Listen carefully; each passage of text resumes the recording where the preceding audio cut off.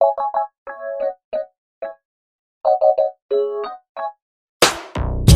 rap shit, gangster rapper. I'm your motherfucking neighborhood sniper. Mga bars ko kalidad, pinong-pino pagkasalang di makilo sa timbangan kasi toni-tonelada. Mga letra ko na mabigat, di mo kaya. Kitang on the moves, palihim din nila basta mabasa. Mas nauna pang mabasag, Diyos ang kalasag. Talento ang sandata, pagkalapag ng mga togs. Yung laro ay binalasa, binalibag, binahasa. Yung beat na sinalang, mga letra sinasala. Pag-click bumabanda, kahit na umilag siguradong tatamaan. Hanggang sa gasaan, sino man umarang sa mga tap, palapag na sa pangarap. Kumikinang mga dati pinalawang kumaliwa, pero bakit ako manan? Walang hiya, yan ang sabi ng kalaban. Verse ko pang harabas, cause badass. Yeah, sa piitan ng sistema nakatakas. Yeah, tawagin mo kong Nicolas. Sa laro ay naka-K, sa laro di ma-evade. Sa mga fake, nakakasapaw. Wala kang talent kaya manahimik. Shut up, like a best shot. Siguradong tatamaan. Mga fool, siguradong tatamaan.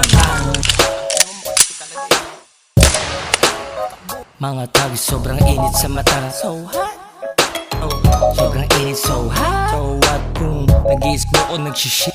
Yeah, gangsta rapper that's legit. Kada beat pinakatay, sa pinasok kong laro pagmamahal inahalay. Yan sila nasanay, mga balik ko, mga tagilid na balak. Sa spot ko umalis, yeah, mga tags mas lalong bumangas.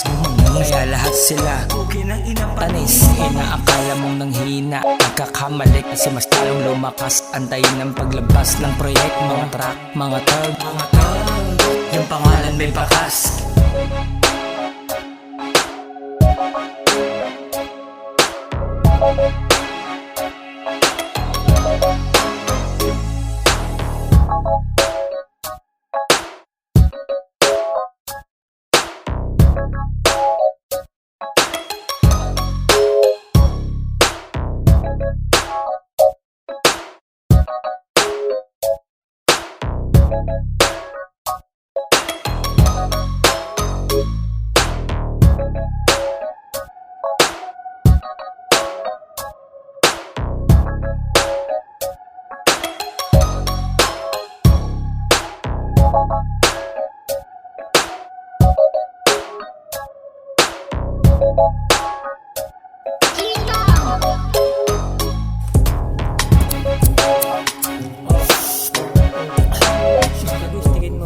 Ina, sarap mag-flower. Kahapon, tangina mo.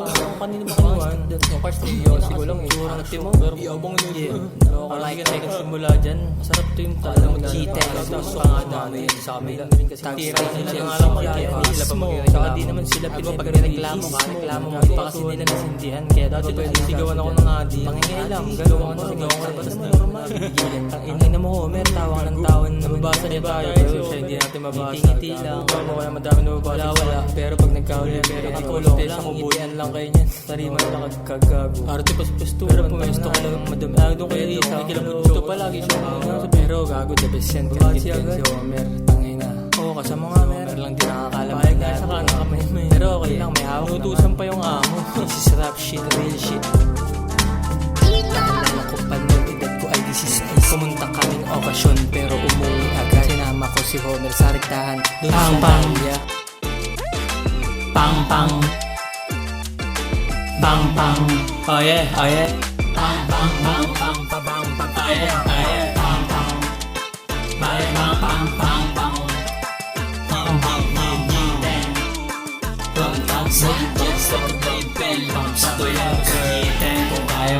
kung kaya mo lang lumibel, pugin ng ina mo ka. Hanggang saan lang ba ang kaya mong ibuga idura? Nagalat na ang pulbura kasi nagpakawalan ako ng mga maraming bala. Bara pulkit lagi magasin di maubusan. Laging loaded ang mga boss of all bosses. Kami sa microphone pinosas. Di ka pa naghahamon, deklara na agad no match. Pasindi nga ako bojas bago pa ako makatodas. I'm a rider, I'm a soldier, I'm a hustler, I'm a gangster. Tagalog rapper papalasa nang nakatuping alas. Papakita sa lahat kung gaano kalupit to mag-rhyme shit.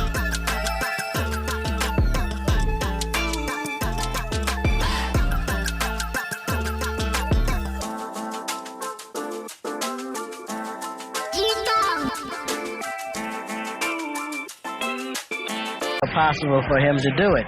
So I get a percentage of his record sales, whether he produces as an artist and whether he produced Snoop, Rage, Daz, Corrupt, or whoever else off Death Row. You don't see jack shit that come from Death Row. I make money off Dre's record sales. Yeah!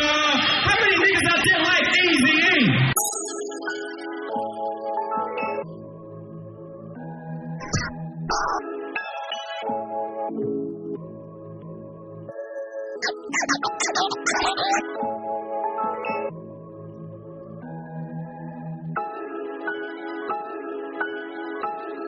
All these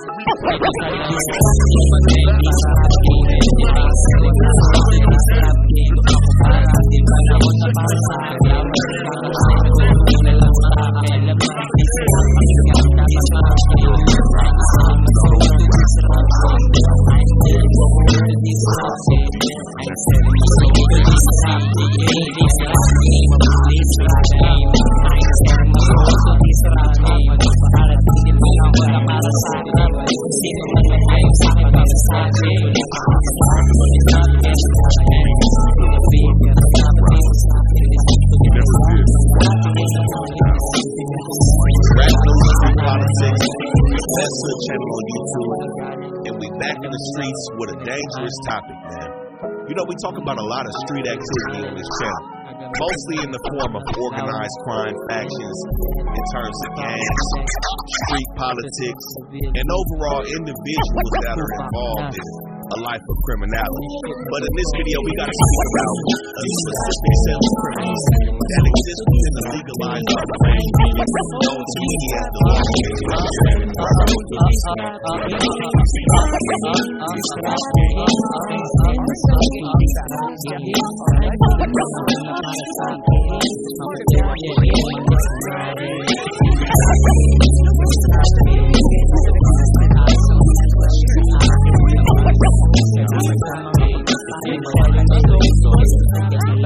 everybody that was largely being classified as criminals. There's going to be various implications of deputy gangs that are known to be a part of the sheriff's department since at least 1973 in the county of Los Angeles that have been involved in various crimes within the county of LA.